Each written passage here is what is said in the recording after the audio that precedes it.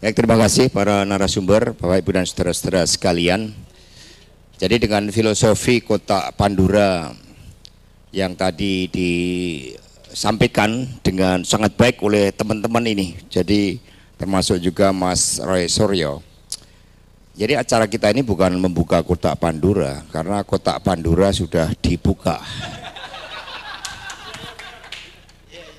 Siapa yang membuka itu adalah abuse of power dari Presiden Jokowi. Itu yang membuka kotak Pandura. Nah, dalam catatan saya tadi setelah mendengar filosofi dari Mas Resoryo, ada 5 kotak yang sudah dibuka. Jadi bukan hanya satu aja dampaknya seperti itu dalam mitologi Yunani, apalagi kalau sampai 5. Yang pertama adalah supremasi hukum menjadi supremasi kekuasaan. Ini kotak Pandura yang pertama. Akibatnya apa?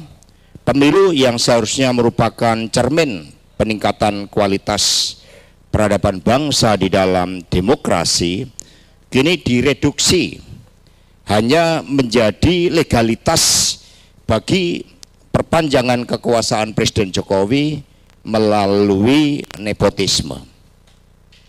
Dan ini sangat berbahaya. Buktinya kemarin muncul berita Mas Bobi mau menjadi calon gubernur, sekretaris Bu Iriana mau menjadi wali kota Bogor. Ini ada akibat dampak kotak Pandura yang pertama, yang menguntungkan dewa-dewanya, bukan rakyatnya. Kotak Pandura yang kedua adalah sikap kenegarawanan Hakim MK oleh Anwar Usman direduksi menjadi sikap kekeluargaan. Jadi ketika menyangkut karakter, satu-satunya boleh dicek di dalam syarat pejabat tinggi negara yang memasukkan sikap kenegarawanan itu hanya Hakim MK. Sehingga ketika ini direduksi, maka akibatnya ini mematikan peran dari MK sebagai the guardian of democracy.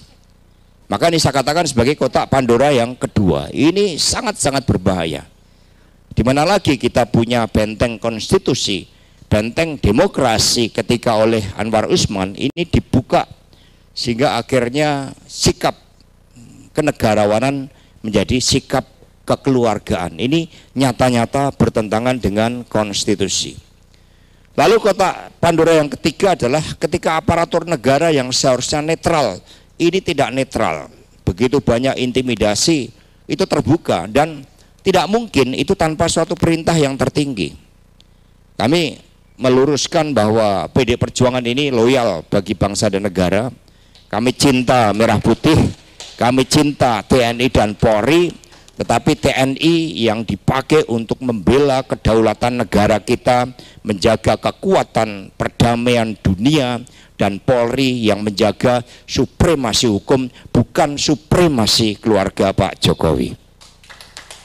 Jadi itu saya masukkan kotak Pandora yang ketiga. Kalau ini dibiarkan, maka akan terjadi krisis karena bekerjanya hukum rimba tersebut. Saat ini kalau kami melakukan pengecekan dari berita-berita, begitu banyak kepala daerah yang baik yang mikir-mikir ulang. Bahkan ada yang tidak mau untuk maju menjadi kepala daerah karena apa? Karena mereka tahu bahwa abuse of power Presiden Jokowi ini telah menciptakan harga politik yang mahal. Untuk mengerahkan kepala desa sebagai instrumen politik, praktek yang kemarin 200 juta di daerah basis. Untuk menggerakkan logistik, untuk menggerakkan dengan preferensi memilih atas money politik, sehingga demokratisasi berdasarkan kajian begitu kuat, sehingga personifikasi ini ditambah dengan kekuasaan. Berbagai kotak Pandora yang dibuka tadi ini menjadi matinya demokrasi. Sehingga banyak, karena pilihan presiden itu serasa pilihan kepala desa, maka banyak calon-calon kepala daerah, wakil kepala daerah yang akan bertarung pada November 2024 sekarang mencari cara berapa dana. Kalau kita mau jujur, anggota DPR RI kemarin dengan pertarungan money politik yang luar biasa tanpa supremasi hukum, itu rata-rata mengeluarkan dana 4 bukan pelembagaan partai, dengan kaderisasi, dengan sekolah partai, dengan melakukan kerja rutin turun ke bawah 5 tahunan, ketika pada H-7 itu bisa dirusak karena suatu proses kecurangan pemilu yang direncanakan secara masif dan sistematis tadi. Itu kotak Pandora yang ketiga. Dan ini juga akan mematikan suatu meritokrasi.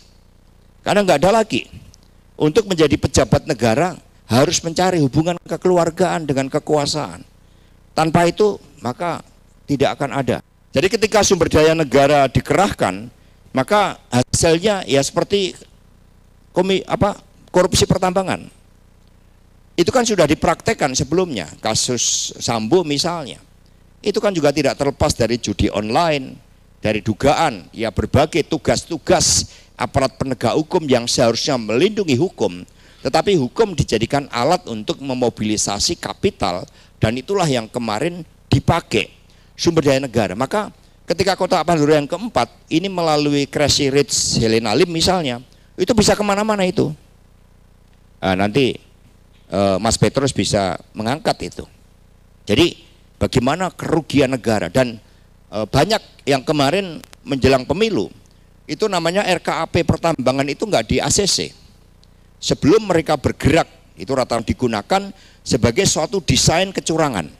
Maka penggantian Pak Buas dari Dirut Bulog itu tidak terlepas dari kepentingan-kepentingan. Bayangkan testimoni dari Bu Risma, ada surat dari Kepala Badan Penanggulangan Pangan yang dana jelas 22 juta keluarga diintervensi dengan raskin 10 kilogram beras per keluarga.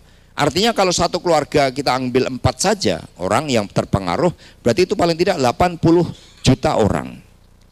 Dan ini bisa mulus dilakukan setelah Pak Buas diganti. Jangan-jangan penggantian Pak Firly itu juga dalam rangka menggunakan suatu instrumen hukum bagi kekuasaan itu. Sehingga perpaduan kotak Pandora yang ketiga dan keempat tadi itu sangat berbahaya, yaitu mobilisasi aparatur negara dan sumber daya negara menjadi tidak terbatas.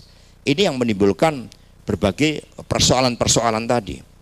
Kemudian yang kelima, KPU, Bawaslu, dan lembaga survei menjadi bagian dari strategi pemenangan pemilu, termasuk Sirekap di dalamnya.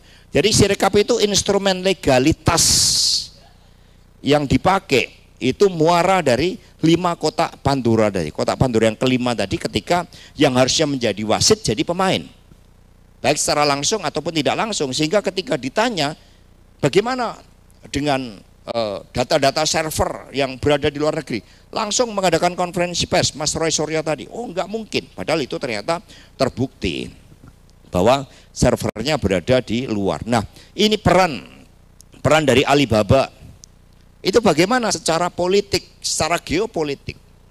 Pemilu kita tidak terlepas dari pertarungan geopolitik. 65 itu 3 juta nyawa lenyap, itu harga kekuasaan untuk mengganti kepemimpinan Bung Karno.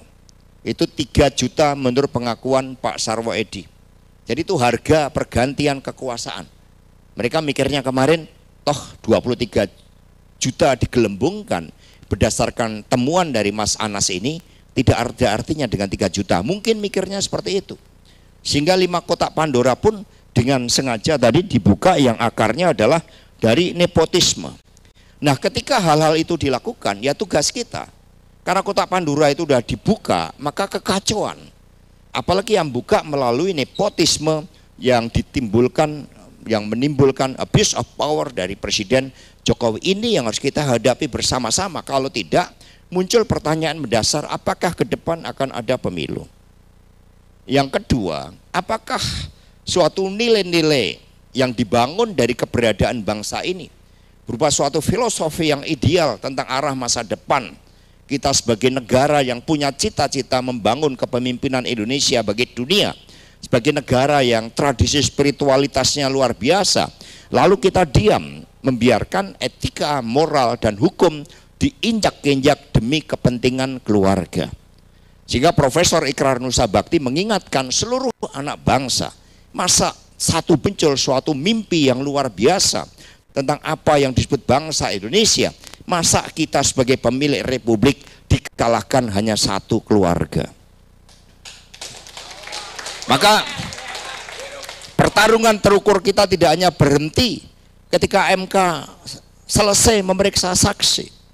Kita harus melakukan perlawanan. Kalau tadi Mas Roy Suryo mengatakan bahwa berdasarkan gugatan para pakar IT di Komisi Informasi Pusat, lalu mereka harus membuka bahwa yang namanya C1 metadata itu harus terbuka bagi publik demi kedaulatan rakyat, demi masa depan kita. Kita nggak usah berlama-lama.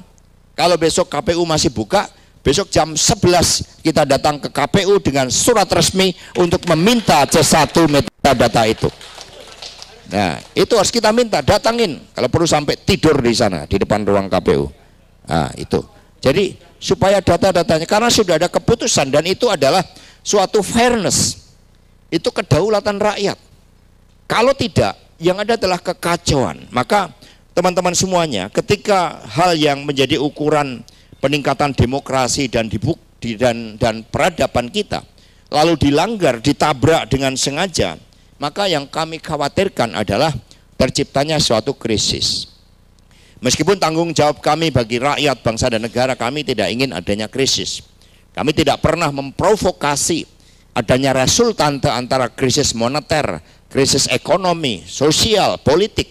Tetapi indikasi ke arah sana itu sangat mengkhawatirkan. Yang pertama, rupiah sudah melemah ke 16.000. Yang kedua, harga-harga kebutuhan pokok rakyat. Yang ketiga, fundamen makroekonomi kita, beban utang luar negeri kita yang begitu besar. Saat ini mencapai 196 miliar US dollar utang pemerintah. Pemerintah mengeluarkan spal niaga yang lewat Laut Merah. Itu sudah diserang pemberontak Houthi akibat persoalan geopolitik sebagai persoalan antara Israel dan Palestina. Sikap kita sangat jelas mendukung kemerdekaan Palestina seluas-luasnya, dan itu akan dilakukan secara luar biasa. Menurut saya pengakuan dari para menteri kemarin tidak sekedar normatif. Apa yang disampaikan Bu Menteri Keuangan bahwa social expenditure kita mencapai 497 triliun rupiah, tetapi yang dibelanjakan melalui bansos. Kami secara etik mendorong MK untuk kembali pada marwah sikap kenegarawanan, untuk mencari terobosan hukum dan berani mencatatkan dirinya sebagai betul-betul penegak dan menjadi benteng dari demokrasi Indonesia kita dengan mengabulkan gugatan pemohon 01 dan 03. Yang kedua, lembaga pengadilan termasuk atas dasar keputusan dari Komisi Informasi Pusat untuk mengambil keputusan agar C1 metadata itu dapat dilakukan audit forensik dan dinyatakan terbuka bagi publik. Ini kalau KPU benar-benar di bawah sumpahnya, ini bulan puasa, di bawah sumpahnya bahwa mereka tidak menjadi bagian dari abuse of power dari kekuasaan tadi, maka mereka harusnya tanpa diminta, kalau mereka punya hati nurani yang benar, mereka langsung mengupload C1 metadata kita bagi kepentingan publik. Itu kalau KPU berani. Maka di sini mari kita rekomendasikan dalam waktu 2 kali 24 jam sebaik KPU kita desak 02 namanya Pak Hasibuan, siapa? Otto Hasibuan. Ibu Mega siap dan saya akan dengan semangat. Masa Pak Jokowi nggak mau jadi hadir di MK, kan kira-kira gitu kan. Nah itu bagus juga, sehingga ini akan terjadi suatu proses pendidikan politik, karena kalau tidak sesuai dengan mitologinya, kotak Pandora ketika sudah dibuka akan menciptakan suatu sisi-sisi gelap di dalam peradaban suatu bangsa. Maka kita harus bersatu untuk melawan berbagai sisi-sisi gelap kekuasaan. Terima kasih. Meriah.